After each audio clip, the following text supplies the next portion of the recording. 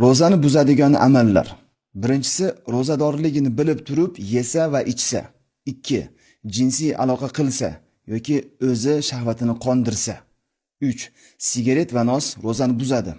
Shom payti kirdi deb o'ylab yeb va ichib qo'ysa-yu, lekin shom payti hali kirmagan bo'lsa.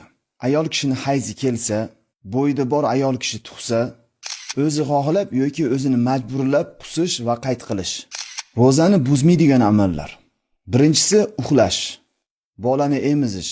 Ro'zadorligini bilmay yeb ichsa, ayollarda kasal qon kelsa, ovqatning ta'mini bilsa yoki ko'ziga dori tomchilasa, asosiy tomog'idan o'tib ketmasligi kerak. Atirlarning va ovqatlarning tutuni cho'milsa, o'zi xohlamagan holatda ko'yni aynib qayt qilsa, g'iybat, so'kinishlik va nomahramlarga qarashlik ro'zani buzmaydi, lekin ro'zaning savob ajrini tushirib yuboradi. Ro'zani buzadigan amallar. Birinchisi, ro'zadorligini bilib turib yesa va ichsa. 2. Jinsiy aloqa qilsa yoki o'zi shahvatini qondirsa. 3. Sigaret va nos ro'zani buzadi. Shom payti kirdi deb o'ylab yeb va ichib qo'ysa-yu, lekin shom payti hali kirmagan bo'lsa. Ayol kishini hayzi kelsa, bo'yida bor ayol kishi tug'sa, o'zi xohlab yoki o'zini majburlab qusish va qayt qilish. Ro'zani buzmaydigan amallar. Birinchisi, uxlash. Bolani emizish. Ro'zadorligini bilmay yeb ichsa, ayollarda kasal qon kelsa, ovqatning ta'mini bilsa yoki ko'ziga dori tomchilasa, asosiy tomog'idan o'tib ketmasligi kerak. Atirlarning va ovqatlarning tutuni cho'milsa, o'zi xohlamagan holatda ko'yni aynib qayt qilsa, g'iybat, so'kinishlik va nomahramlarga qarashlik ro'zani buzmaydi, lekin ro'zaning savob ajrini tushirib yuboradi. Ro'zani buzadigan amallar.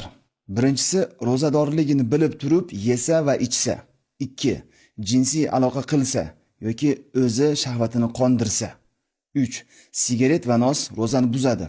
Shom payti kirdi deb o'ylab yeb va ichib qo'ysa-yu, lekin shom payti hali kirmagan bo'lsa. Ayol kishini hayzi kelsa, bo'yida bor ayol kishi tug'sa, o'zi xohlab yoki o'zini majburlab qusish va qayt qilish. Ro'zani buzmaydigan amallar. Birinchisi, uxlash. Bolani emizish. Ro'zadorligini bilmay yeb ichsa, ayollarda kasal qon kelsa, ovqatning ta'mini bilsa yoki ko'ziga dori tomchilasa, asosiy tomog'idan o'tib ketmasligi kerak. Atirlarning va ovqatlarning tutuni cho'milsa, o'zi xohlamagan holatda ko'yni aynib qayt qilsa, g'iybat, so'kinishlik va nomahramlarga qarashlik ro'zani buzmaydi, lekin ro'zaning savob ajrini